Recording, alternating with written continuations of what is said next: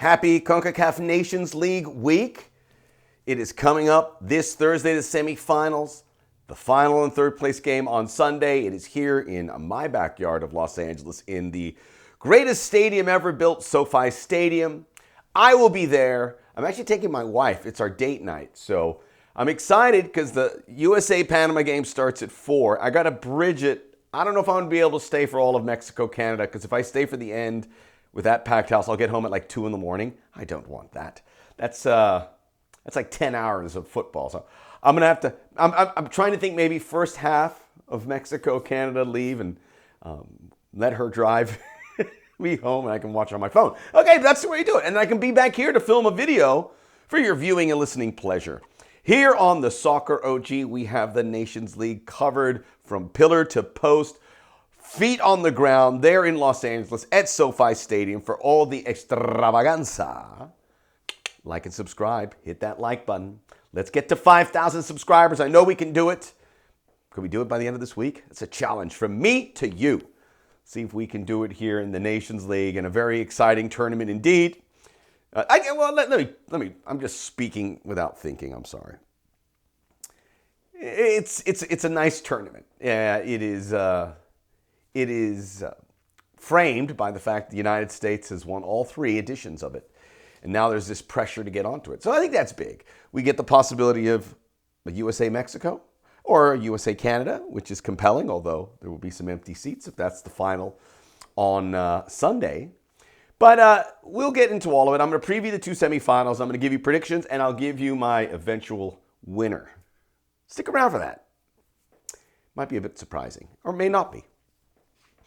So let's get into it. The first semifinal, bright and early on the West Coast. Are you enjoying the extra hour of daylight? It's fantastic. It gets dark around 7.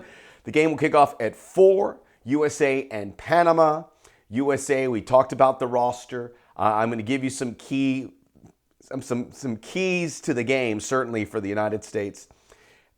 For a U.S. team that has had some issues with Panama. Panama got them. It was an alternate team. Panama got them in the Gold Cup. Panama beat them in the Copa America, a result that still resonates for U.S. and marks really the end of the Greg Berhalter era. Panama has distanced itself from the pack as the clear-cut 4th best team in CONCACAF. I don't know if they're closing the big 3, which now includes Canada, but they are certainly distancing ahead of Costa Rica and Honduras. They're constantly in the big showpiece events. So Thomas Christensen, the coach, the Panamanian Federation, the young players that are coming, they're getting better young players than I'm seeing elsewhere. They're doing a wonderful job. And we need Panama, La Marea Roja, to do well in our region. The more the merrier, because as we look at the landscape of soccer here on the global stage, sorry, I'm fixing my mic, we're going to be stuck with our CONCACAF partners. And the more, the better. We need Jamaica to be improved. We need Honduras and Costa Rica to return to at least the level they were 10 years ago. We need Suriname, who made the quarterfinals of the Nations League before losing to Canada, with all this great Dutch talent to make some headwaves. We need all of this. We need El Salvador.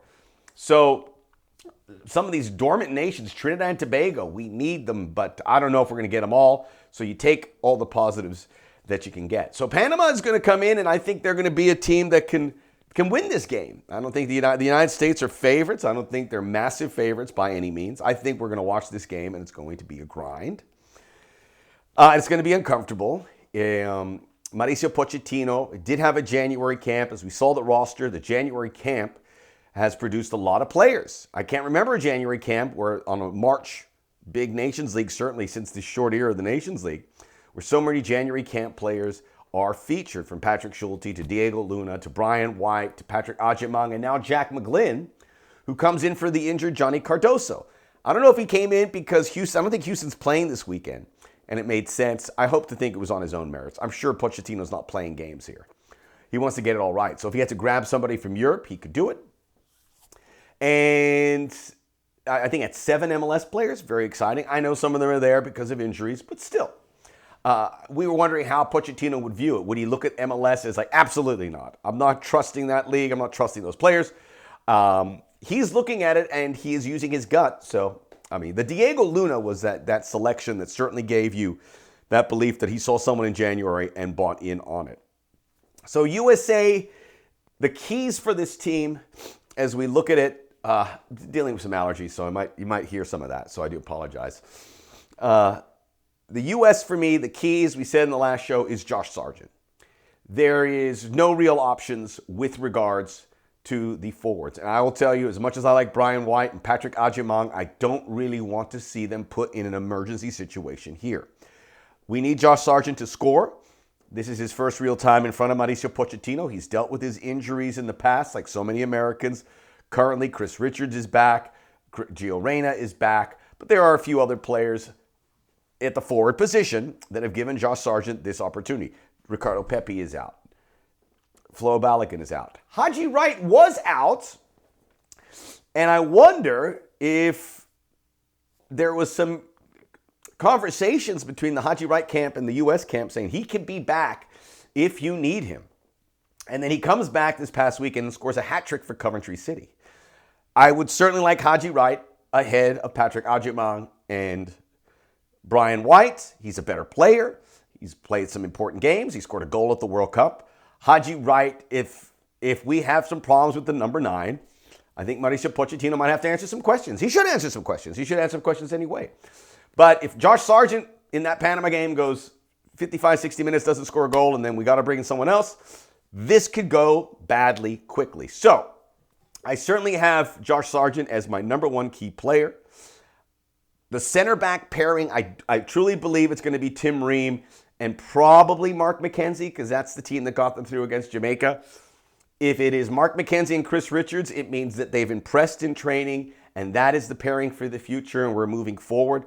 Thank you, Tim Ream. Thank you for filling the gaps. He's probably going to be on the World Cup squad, but I would rather see, only if they're ready, only if Pochettino thinks they're ready, this center back pairing become the center back pairing to come up to 2026, unless someone like Cameron Carter-Vickers or Austin Trusty or whoever else can displace them. But we need Richards and McKenzie to prove to Mauricio Pochettino that that's the pairing. But my guess it's going to be McKenzie and or Richards with Tim Ream. That's why Tim Ream is there. Yunus Musa is the other key player, and I know some people think Gio Reyna is going to slot into the starting 11. I would like to see Gio Reyna as a luxury substitute, a super sub, if you will. Yunus Musa has been played in a certain role up in the front in the 4-2-3-1 up there on the right side of the 3. And Pochettino's put some time in with him. So I don't think Yunus Musa moves to the bench here, especially for Gio Reyna, who hasn't played much for club. And this is a game that matters. So those are the 3 ones. Sargent, the center back pairing, and Musa are the keys to me. Tyler Adams is back, so Johnny Cardoso being out doesn't hurt as much. Tyler Adams should slot right into that starting 11. Probably should wear the captain's armband at some point here as well, alongside Weston McKennie. I feel comfortable with that. I would love to see if Tanner Tessman and Chris Richards both start or play at some point. We'd have 2 players from the great state of Alabama playing for the United States. Very cool stuff. In the end, the United States grinds it out. They beat Panama 2-1, book their spot in the final. In the other semifinal, Mexico and Canada. And obviously in SoFi Stadium, 75,000 seats. They're banking on Mexico to do well. They are a big spot here for CONCACAF. But when you look at these rosters, Canada is just better. I mean, we've long talked about how Mexico, this is the poorest Mexico in a long time. I would have to say that when you look at the roster, you see talent, but you need guys to really step up, whether it's Gino Huerta, whether it's Santi Jimenez. But do they step up on a regular basis? I don't know. They have some good players, but it's a lot fewer than what Canada has. And Canada, ahead of this, they're getting some dual nationals. So they got in Daniel Jebison, who's not a regular player, but a frequent player for a very good Premier League team in Bournemouth, and Promise David, who is another big goal scorer in the French league. So they fortified their attacking options alongside Jonathan David, who's the best forward in CONCACAF. But if you go player by player, I mean, Mexico probably has a little more depth, but the quality is on Canada's side. Alphonso Davies, the best fullback in CONCACAF. Well, let's say Anthony Robinson's certainly in there. I don't want to discount him. Moise Bombito is becoming a revelation after a revelation. He plays all the time for Nice. He is a freak athlete and one of those center backs, those super athlete center backs that we see playing on teams like Real Madrid and Barcelona, etc. So they have maybe the best center back. They maybe have the best fullback. They have the best forward. They have Tejan Buchanan. Ali Ahmed is a player I like a lot. He'll be in Europe sooner than you think. Kyle Laren's there. Richie Laryea is injured. But I mean, Eustachio plays all the time for FC Porto. They have 8 or 9 players that could probably start for Mexico. Maybe similar number, like 6 or 7 for the United States. Canada is very, very good. And I think Canada will beat Mexico. Mexico have lost in this building before. They lost to Venezuela in the Gold Cup group stages. And Canada beat Venezuela in that. So Canada, which I think is better today under Jesse Marsh than they were at the Gold Cup, and they went to the semifinals. They held the banner for CONCACAF. I can't sit here and say that Mexico's going to win. I want to see USA-Mexico because I'm a rah-rah guy and I want that to be good for CONCACAF. And if I go to the final, which I'm planning on it, well, it would help for parking and getting in and out, certainly if it's USA-Canada final. So maybe I have that. But Canada will win. I think I'm going to go with, let's say 1-0. Canada beats Mexico and they make it to the finals. And I get to the final and I have question marks for the United States. I have a couple more question marks for the U.S. than I have for Canada. By the way, the FIFA rankings, USA's 16th, Mexico's 19th. Canada was hovering in the 50s and the 40s. They're 31. And I think they're going to win this Nations League. And for the first time, it's leaving the United States. I think they're going to win it. If they win this and keep going, they'll get into the 20s of the FIFA rankings. And that's good news for CONCACAF. Maybe it's good news that the United States don't rip through this tournament every year and win it. At some point, they're going to lose it, and I think it's going to be here. And I'm saying this with my head, not my heart. But a USA-Canada final will be good. Hopefully, it's a good test for the U.S. I think the USA can win. I just like this Canadian team right now with the 2 new additions, a little bit better, a few more better attacking options. We don't have the forward. If we had Flo Balogun and Ricardo Pepi, maybe puts the U.S. over the top, and a few other question marks. And that'll open some questions for Pochettino because Greg Berhalter didn't lose a Nations League. So pressure's on, which is just the way we like it. We want it to ramp it all the way up. We want the pressure going so that we can get ready. We need high-pressure situations for the World Cup. The Soccer OG, we are all over the Nations League this week, so this is your destination. Like and subscribe. Hit that subscribe button. Hit that like button.